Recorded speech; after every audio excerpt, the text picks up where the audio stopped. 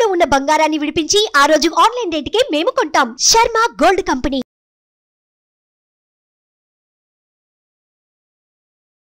Hi, welcome to our channel. ఈరోజు మనతో పాటు ఉన్నారు భారతీ శంకరపీఠ వ్యవస్థాపకులు శ్రీ అన్నవరపు తిరుపతిమూర్తి అవధాని గారు.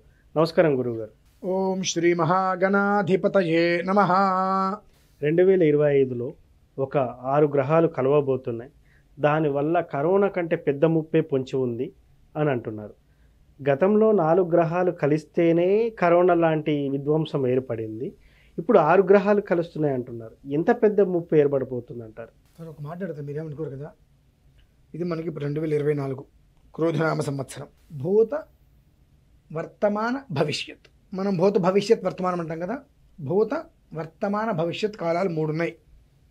భూతకాలం జరిగిపోయింది మనం అనుకుందాం. భవిష్యత్ అంటే జరగవలసినటువంటిది. వర్తమానం ఇప్పుడు మనము గత కొన్ని రోజుల నుంచి కూడా క్రోధినామ సంవత్సరంలో ఎలాంటి ప్రమాదాలు జరగబోతున్నాయి, దానికి మనం ఎంత జాగ్రత్తగా ఉండాలి, జాగ్రత్తగా లేకపోతే ఎంతటి భారీ మూల్యాన్ని మనం చెల్లించుకోవాల్సిన పరిస్థితి వస్తుందనేటువంటి విషయాన్ని మనం చెప్పుకున్నాం. దాని నుంచి బయటపడడానికి ఈశ్వరారాధనే ప్రధానం. ఈశ్వర ధ్యానం చేసుకోండి అని మాత్రమే మనం చెప్పుకుంటూనే వస్తున్నాం.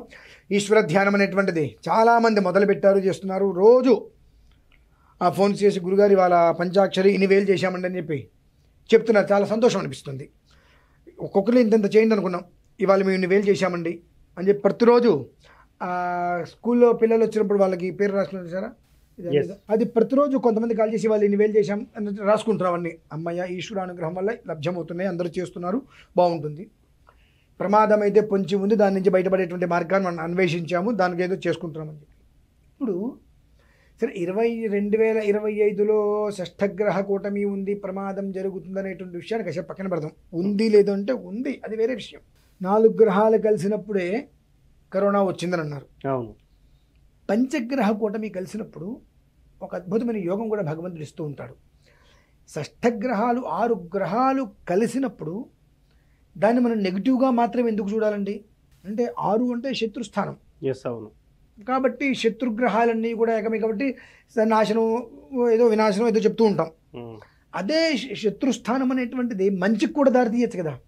శత్రునాశనం అయిపోయి శుభం కూడా కలగచ్చు కదా.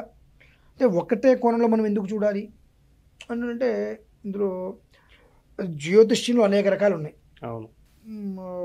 మనకు దృక్ సిద్ధాంతం ఉంది, చాంద్రమానం ఉంది, సౌరమానం ఉంది, బృహస్పతి అనేది అనేక రకాలుగా ఉన్నాయి. ఒక్కొక్కళ్ళు ఒక్కొక్క విధానంలో ఆలోచించి చెప్తుంటారు. మనం దేన్ని తప్పు అంటానికి వెళ్ళలేదు, ఉన్నమాట వాస్తవం. ఓకే. ఈ 6 గ్రహాల వల్ల అదంత పెద్ద నష్టం వస్తుందా, లేకపోతే పెద్ద నష్టం కలిగేటువంటి ప్రమాదం ఈ 6 గ్రహాల కూటమి వలన అర్థవంతంగా నిలిచిపోతుందా అనేటువంటిది కూడా మనం చూడాలి కదా. అవును. అంటే ఏ ఒక్కరిని మనం తప్పట్టడానికి వీల్లేదు. నేను 1 అంట, మీరు 1 అంటారు, ఏక్ అంటారు. ఒకటే దాన్ని అనేక భాషల్లో అనేక పదాలుగా మారుతూ ఉంటుంది. ఏకమేవ తత్స్థానం చైతద్దేవా యజమానం అవతారస్యో అని. ఇట్లా ఆ అవతారం అనేటువంటిది 1 నుంచి మొదలుపెట్టి అనేకంగా మారుతూ ఉంది కనుక ఖచ్చితంగా 2025లో ఇటువంటి ప్రమాదం వస్తుంది, కరోనా కన్నా ఘనమైన ప్రమాదం వస్తుందని మనం చెప్పడంలో తప్పులేదు. కానీ ఇదే 6 గ్రహాల కూటమి వలన అంత ఘనమైన ప్రమాదం అనేటువంటిది సగంలో నిలిచిపోవచ్చు కూడా. అంటే అన్ని కోణాలు మనం చూడాలిగా. సౌరమానం అంటే మనం సూర్య గమనాన్ని అనుసరించే చూడాలి. సూర్యోదయం అంటాం, ఆ సూర్యుని అనుసరించి మనం లెక్క వేసుకుంటూ ఉండాలి. ఖగోళం ఇవన్నీ కలిపినప్పుడు దాని ఒక విధానం అనేటువంటిది మనం చెప్పడానికి వీలుగా ఉంటుంది. ఏదైనా 1, 2 మనం చూసామన్నప్పుడు జరుగుతుంది, ఖచ్చితం. జరగదనేమాట అబద్ధం. కానీ ఆ జరుగుతుందనేటువంటి దాంట్లో అంత పెను ప్రమాదం జరుగుతుందా? ప్రమాదం జరుగుతుంది.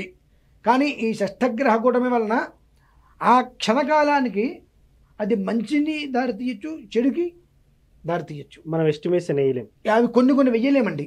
ఇప్పుడు వివాహం ఉంది, ఇప్పుడు మనం చూస్తున్నాం, ఎంతో అద్వితీయమైన ముహూర్తాలు నిర్ణయిస్తున్నాం. ఇది విడిపోయి చేస్తున్నారుగా. అవును. జీవితకాలం కలిసి ఉండాలి అనే మనం ముహూర్తం నిర్ణయిస్తున్నాం. కానీ వివాహం చేసుకున్న తర్వాత మొదటి నెల, 2 నెలలు, 3 నెలల పాటు అమ్మ వాళ్ళ ప్రేమ అంతా ఇంత కాదు, 4వ నెల నుంచి నువ్వెంతంటే నీ బ్రతికెంత ఇగో. అంటే అక్కడ ఎంత జాతకం బాగున్నప్పటికీ కూడా వాళ్ళ ఒక మైండ్ సెట్, బుద్ధి ఆ బుద్ధి ఏం చేస్తుంది, నెగిటివ్ నడిపిస్తుంది. అంటే వీళ్ళ బుద్ధి ఎటు నడిపిస్తుంది, జాతకం అంతా నడుస్తుంది. అంటే నీ మీద నీకు ఉండాలిగా. ఇది ముట్టుకుంటే షాక్ కొడుతుందని తెలిసి ముట్టుకో కదా, ముట్టుకుంటావా? ముట్టుకో. నీ యోగం నిజంగా అదృష్టం చాలా బాగుంది, నువ్వు ముట్టుకునేటానికి కరెంట్ పోతుంది, లేదు ముట్టుకుంటే షాక్ కొడుతుంది.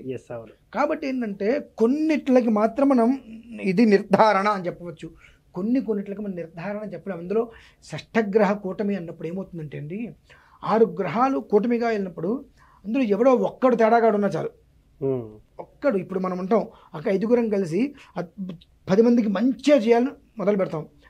ఒక స్థాయి వెళ్ళిన తర్వాత 5గురిలో ఎవడో ఒకడికి ఇంత మంచి చేస్తున్నాం కదా, మనం కూడా మంచి కోరుకుంటే తప్పేముంది.